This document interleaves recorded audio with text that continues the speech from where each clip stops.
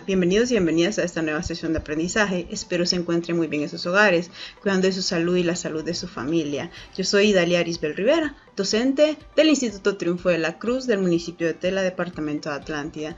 En esta oportunidad voy a compartir con ustedes parte de la temática de la clase de Física 2, que corresponde a las modalidades de Bachillerato en Ciencias Humanidades y Bachillerato Técnico Profesional. Y vamos a hablar específicamente de lo que es peso, fuerza normal y fuerza de fricción. Vamos a hablar específicamente y vamos a mencionar algunos aspectos importantes que necesitamos mencionar en esta sesión, y uno de ellos son los objetivos. ¿Qué objetivos necesitamos alcanzar en esta sesión? Pues claro, establecer la relación entre masa y peso, por supuesto, de un objeto. Y de igual forma, otro objetivo que necesitamos mencionar es clasificar fuerzas de acuerdo a la naturaleza, específicamente de su origen. Podemos observar dos imágenes en la presentación donde estos dos personajes están realizando alguna fuerza, ¿verdad?, para mover específicamente los objetos con los que ellos están teniendo contacto, y vamos a ir haciendo un poquito de referencia a cada uno de esos ejemplos. Vamos a hablar entonces qué es lo que consideramos que es peso. Recuerden que este concepto ya lo habíamos mencionado en algunas sesiones anteriores, y el peso lo reconocemos por la letra W. Recuerden que ya habíamos explicado que corresponde al origen inglés, que peso lo conocemos como weight, por eso se identifica con la letra W. Hablemos un poco de esto. Entonces se nos dice que el peso de los cuerpos lo definimos específicamente como un vector. Recuerden que un vector contiene lo que nosotros conocemos como una magnitud y una dirección. Además, el peso es la fuerza con la cual un cuerpo actúa sobre un punto de apoyo por la atracción de la fuerza de gravedad. Recuerden que volvemos a mencionar nuevamente estos conceptitos, lo que es fuerza y gravedad, que son aspectos importantes que ya hemos venido trabajando y desarrollando dentro de la clase. Veamos entonces, específicamente para encontrar el peso de un cuerpo, nosotros vamos a utilizar esta fórmula o esta ecuación, y esta nos dirá que W va a ser igual a M por G. Recordemos un poco qué significan estas letras que nosotros podemos identificar. Recordemos que W va a ser el peso del objeto que necesitamos encontrar. Va a ser igual a la masa del objeto, que va a ser representada por la letra M, y esta a su vez va a ser multiplicada por el valor de la gravedad, o lo que nosotros sabemos identificar como aceleración de la gravedad. Esta va a ser la fórmula básica que nosotros vamos a utilizar para encontrar el valor de peso. Si ustedes son muy atentos, se darán cuenta que esta fórmula es muy parecida a la que ya habíamos trabajado en alguna de las leyes de Newton cuando trabajamos el valor de fuerza, ¿verdad?, que básicamente eran muy similares. Mencionemos también de igual forma que el peso de un objeto en la Tierra va a depender de dos factores importantes, y aquí vamos a hacer hincapié a dos conceptitos que normalmente se malinterpretan o se confunden en algunas ocasiones. Entonces vamos a hablar de dos aspectos importantes. ¿Cuáles son estos factores? Número uno, va a ser su masa, la masa de ese objeto, y la segunda sería la distancia a la que está del centro del planeta. Y entonces diremos, ¿y cómo ocurre esto? Veamos el siguiente ejemplo que tenemos por acá. Vamos a observar dos astronautas, y vamos a observar que uno de estos astronautas está en la Tierra y el otro astronauta se encuentra en la Luna. Entonces vamos a decir nosotros, ok, ¿qué va a cambiar en esto? Veamos entonces. Veamos. Este astronauta dice que tiene una masa de 120 kilogramos. Pero observemos bien, cuando yo obtengo el peso, recuerden que el peso, utilizando la misma fórmula que habíamos trabajado en la diapositiva anterior, vamos a multiplicar el valor de la masa, que son 120 kilogramos, por el valor de la gravedad en la Tierra, que son 9.8 metros por segundos al cuadrado. Al realizar yo esta multiplicación, me queda un total de 1176 newton. Este es el peso del astronauta en la Tierra. Pero, ¿qué pasa si nosotros tenemos el mismo astronauta, vean, con la misma masa de 120 kilogramos, pero ahora está en la Luna? Entonces, ¿qué pasa con la gravedad en la Luna? Recuerden que para cada uno de los planetas, retomando un poco la temática anterior, va a cambiar ese valor, ¿verdad? Entonces, en este caso, como tenemos la Luna, entonces el valor de la gravedad en la Luna anda más o menos de 1.62 metros por segundos al cuadrado. Entonces, si yo multiplico la masa de este astronauta por el valor de la gravedad de la Luna, ahora el peso me queda de 194 newton. Entonces, he aquí un poco para recalcar la diferencia. La masa de un objeto o de una persona va a ser igual en cualquier lado, en cualquier planeta donde nosotros nos encontremos, pero el peso va a cambiar y este va a ser influenciado por el valor de la gravedad donde se encuentre este objeto o esta persona. Entonces, en ese ejemplo creo que puede quedar un poquito bien claro qué es lo que sucedió con este astronauta. Entonces, para retomar un poco, vamos a decir que en conclusión, el peso de una persona se ve afectado por el valor de la gravedad, específicamente dependiendo del planeta donde se encuentre esta persona. Hablemos un poco de lo que son las fuerzas de contacto. Las fuerzas de contacto, en este caso vamos a mencionar dos. Vamos a hablar de lo que es la fuerza normal y también de la fuerza de fricción.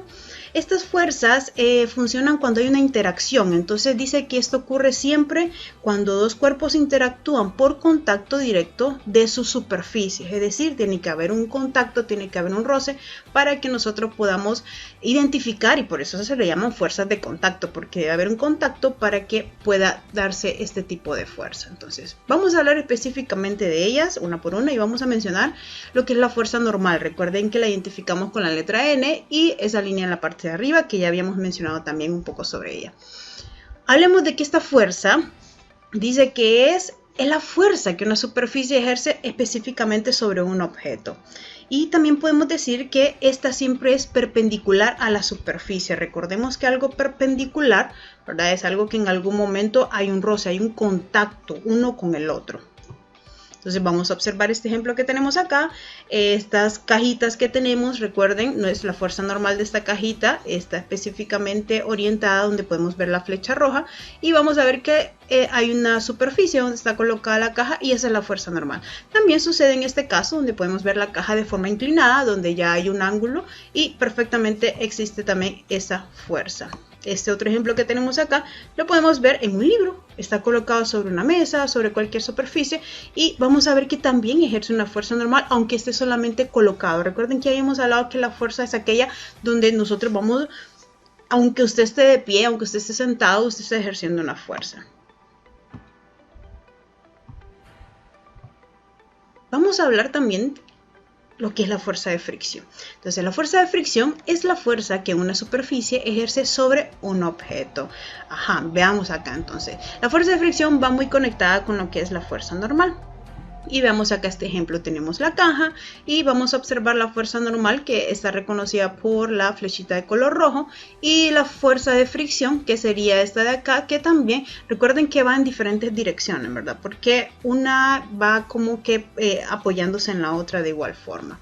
Veamos acá este ejemplo de esta joven y vemos que está arrastrando una caja. Entonces veamos las direcciones, cómo están jugando estas fuerzas, ¿verdad? Una fuerza, la fuerza que está ejerciendo ella por empujar la caja y la fuerza de fricción que se está desarrollando en la parte de abajo, dependiendo de la superficie donde esté realizando este movimiento de la caja específicamente.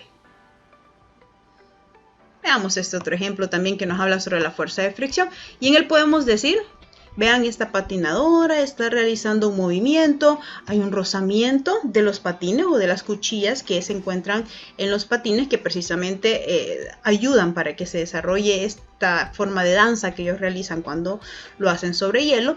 Y estas cuchillas, ¿verdad? Las cuchillas del patín ejercen esa fricción sobre la superficie de contacto, que en este caso sería el hielo, ¿verdad? Ahí vemos cómo se puede un poquito de cerca que existe, aunque aparentemente podríamos pensar que esa película de hielo que nosotros podemos observar es totalmente lisa y perfecta, realmente no lo es, ¿verdad? Cuando nosotros hacemos un acercamiento nos damos cuenta que hay algunas ranuras que van a provocar alguna fricción.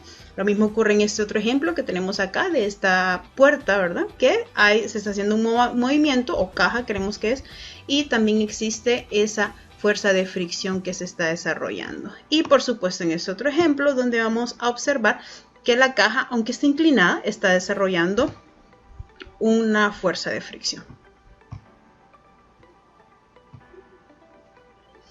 ¿Qué aprendimos en esta sesión?